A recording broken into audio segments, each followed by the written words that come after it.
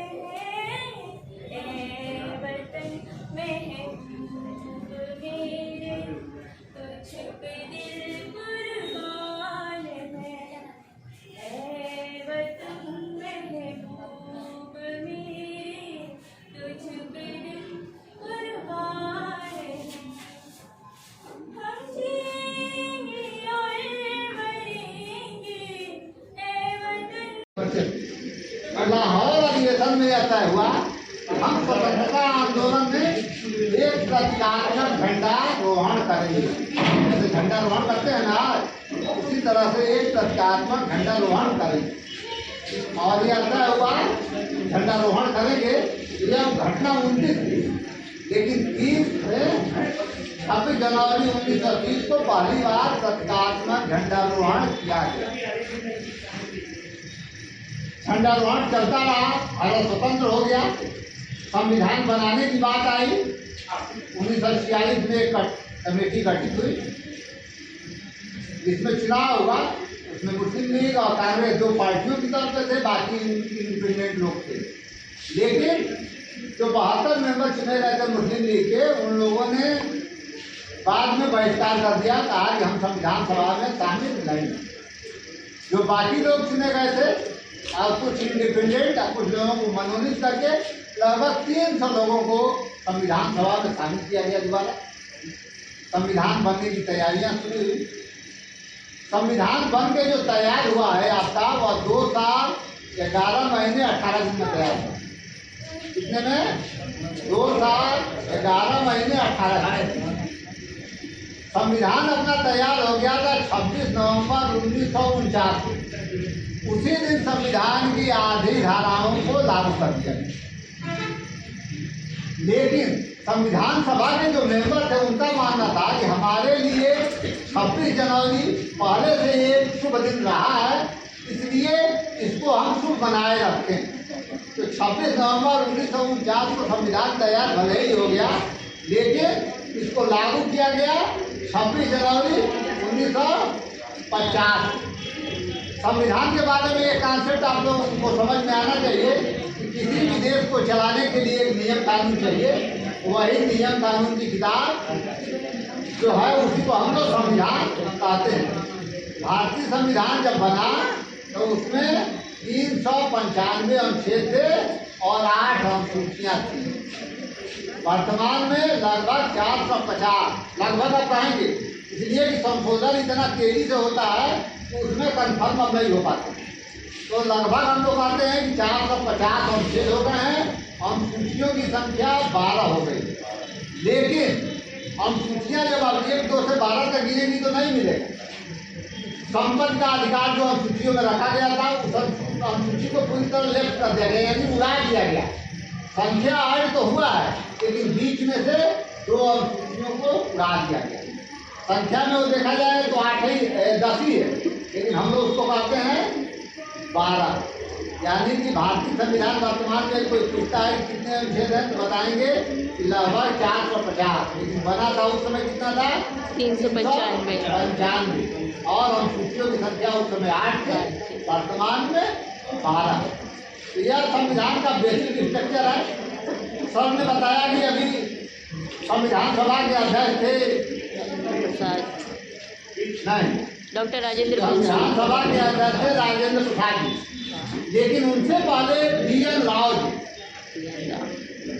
राव जी सलाहकार थे और सचिदानंद सिन्हा थे और स्थायी संविधान सभा के अध्यक्ष। तो वहाँ पे आपको 3 चीजों को याद करना पड़ेगा। संविधान सभा का और स्थायी अध्यक्ष कौन था? सचिदानंद सिन्हा। BN राव सलाहकार है संविधान सभा के, और राजेंद्र प्रसाद जी जो थे भारतीय संविधान के अध्यक्ष। और प्रारूप समिति उसको कहते हैं जिसने संविधान को लिखा।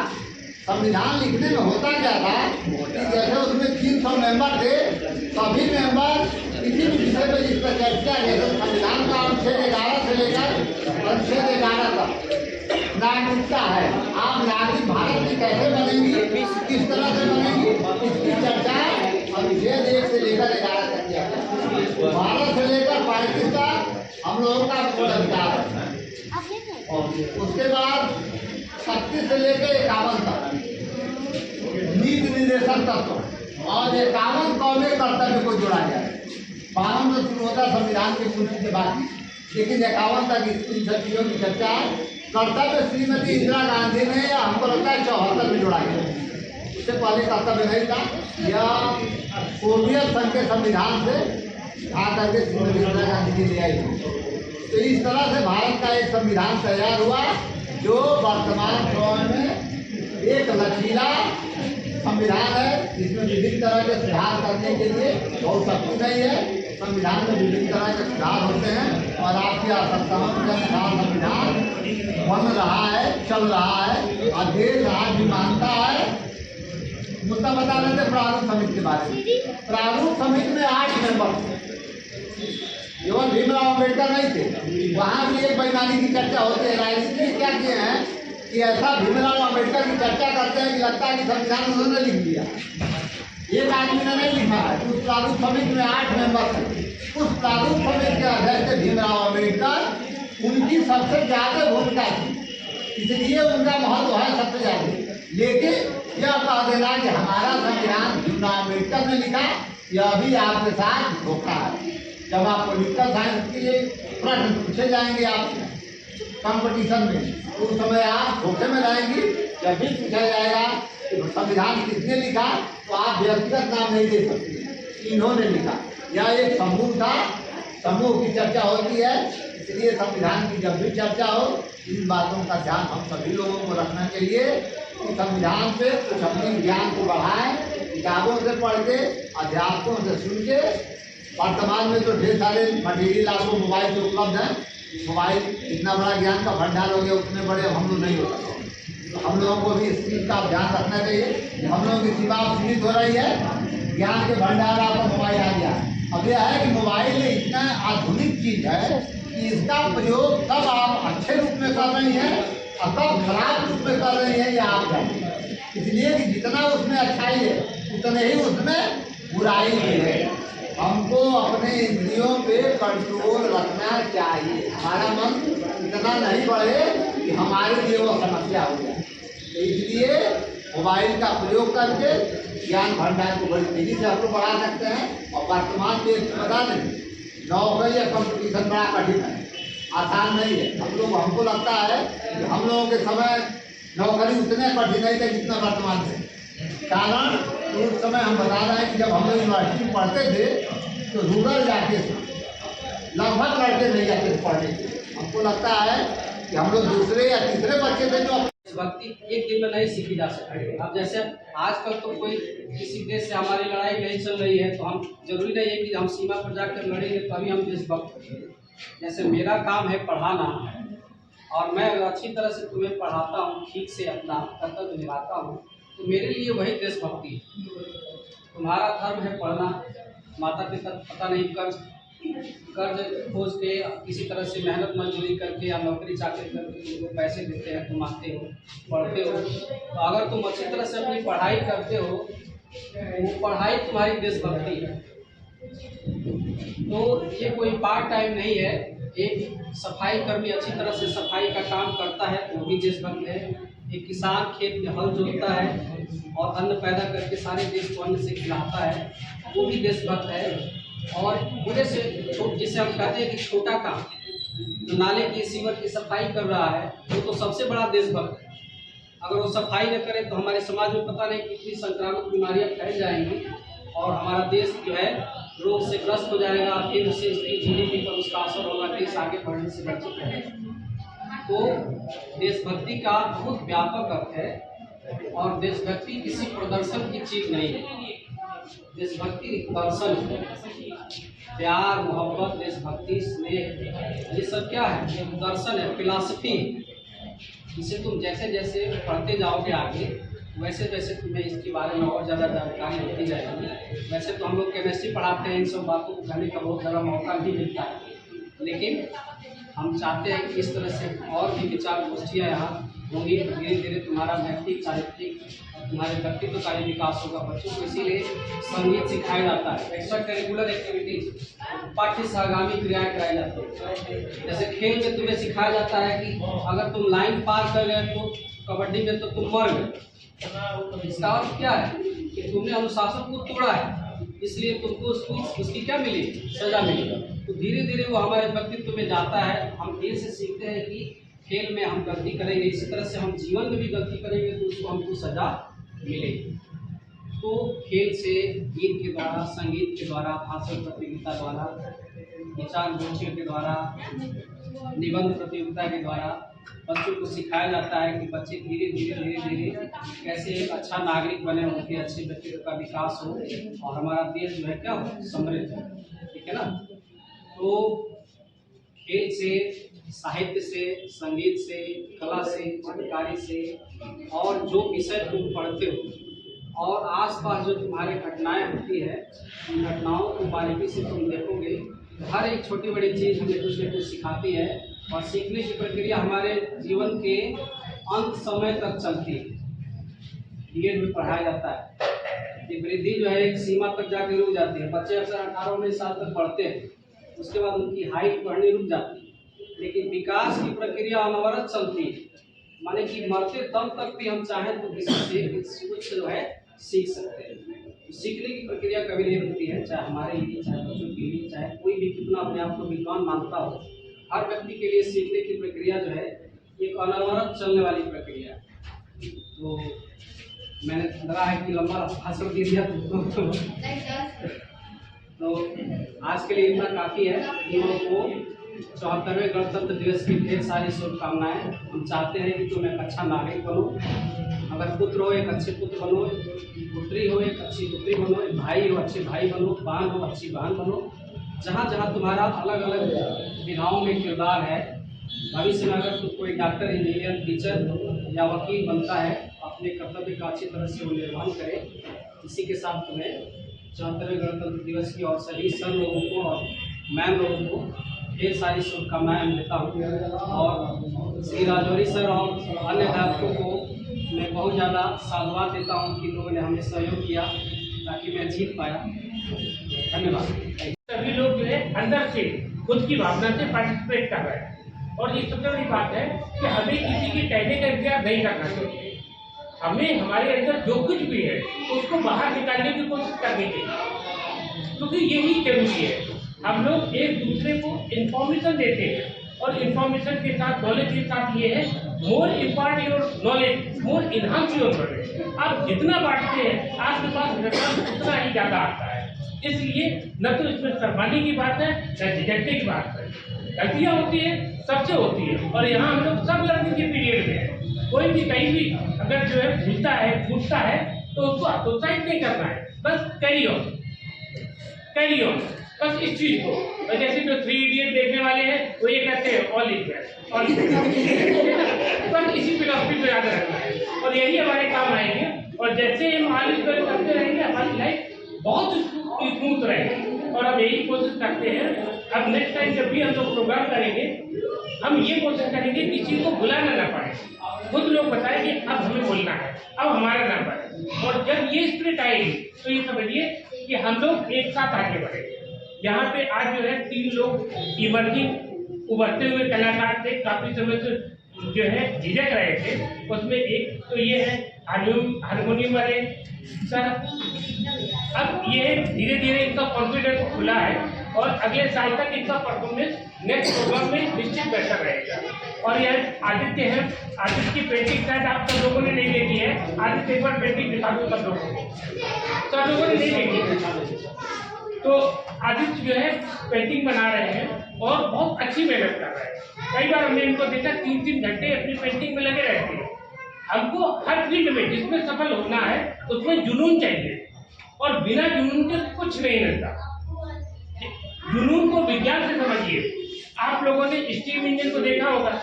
कोई भी इंजन जो है जब उसमें स्टीम बनती है तो उसका एक टेम्परेचर होता है वो 100 डिग्री। अगर हम ये अनुमान लगाएं कि हमारा इंजन जो है 99 में चलेगा तब तो ही नहीं चलेगा, क्योंकि स्टीम बनने का पैरामीटर जो है वो 100 डिग्री ही है।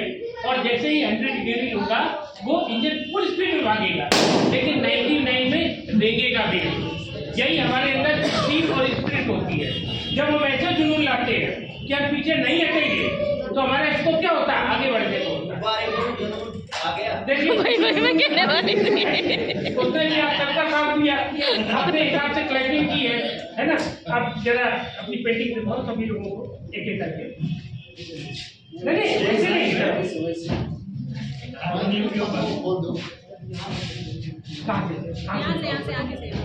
हाँ यही से दिखाना सब लोगों को। ये इनकी पेंटिंग की यात्रा है तो इन्होंने फाइल में सजोई है और हमें लगता है इस पैरामीटर से अगले साल ये और एक कदम आगे हो। ये इनकी बनाई हुई है।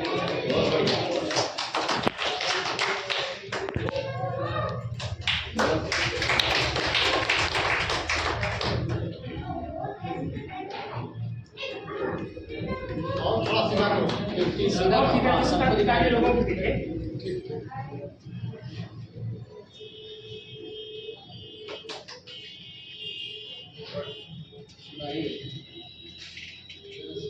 ये तो सामने रख के बनाया हुआ है। क्या है इसकी खासियत क्या है?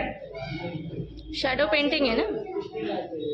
अच्छा, सामने सामान रख के उससे बात बनाना। लाइव पेंटिंग लाइव इसको स्टील लाइव।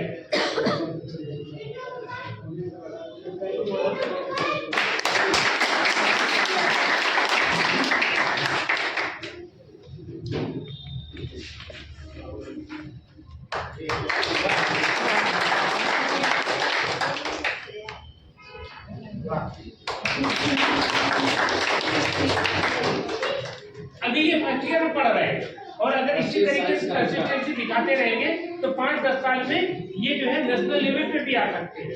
और यही होता है, जुनून ही हमें आगे बढ़ाता है। जुनून ही वो एनर्जी है जो हमें आगे की तरफ लेके जाती है। इसलिए हमारा सबसे कहना है जुनून बनाए रखें और जब भी परेशान हो तो ऑल इज वेल। चलो तो फ्रेंड्स आ गई हूँ मैं अपने घर और सारा सेलिब्रेशन ख़त्म करके। तो आप लोगों ने देखा किस तरह से हम लोगों ने गणतंत्र दिवस मनाया बच्चों के साथ में, टीचरों के साथ में। बहुत कुछ सीखने को मिला, बहुत कुछ नॉलेज मिला आज के बारे में।